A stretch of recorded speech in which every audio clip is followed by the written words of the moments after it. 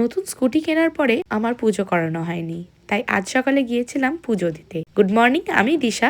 সকাল সকাল স্নান সেরে চলে গেলাম শ্রী শ্রী সিদ্ধেশ্বরী কালী মন্দিরে, মানে আমাদের তারা মায়ের মন্দিরে। তারা মায়ের মন্দিরে মা আর বড় মা দুজন মিলে আমার পুজোর জিনিসপত্রগুলো আয়োজন করছিল, আর আমি পাশে বসে সবটাই দেখছিলাম। এই যে পুজোর থালা রেডি হলো, সেটাই আমি হাতে করে নিয়ে এলাম। এখানে বড় মা আমার গাড়িটাকে পুজো করে দিচ্ছিল। প্রথমে সিঁদুর দিয়ে দিল, আর তারপরে মালা দিয়ে দিল, তারপরে এক এক করে ফুল বেলপাতা দিয়ে পুজো করছিল। আমাদের ভক্তি আর বিশ্বাস সবটাই তারা মায়ের কাছে। গাড়ির দুটো চাকায় গঙ্গার জল দিয়ে পুজো করলো, তারপরে নারকেল ভেঙে উদ্বোধন করলো গাড়িটাকে। আর এই যে আমাদের সুন্দরী তারা মা, আর ওনার আশীর্বাদ নিয়েই আমার নতুন যাত্রা শুরু।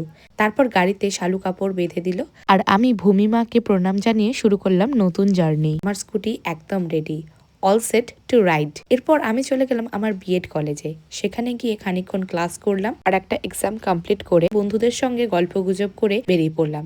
বাড়ি এসে লাঞ্চ করলাম, তারপরে মামি, দিদা, ছোট ভাই, বড় ভাই সবার সঙ্গে একসাথে ভিডিও নিলাম আর একটু গল্প করলাম। তারপরে এই ছোট্ট বাচ্চাটার সাথে খেলাধুলো করে ফুর্তি নিয়ে আমি ভাইকে টিউশনে দিতে চলে গেছিলাম। সেখান থেকে ফেরার পথে বাজারে চিকেন কিনে নিয়েছিলাম, যেটা মা জমিয়ে রান্না করলো, আর ডিনারে খেলাম লুচি, মাংস, সাথে বাসমতি চালের ভাত।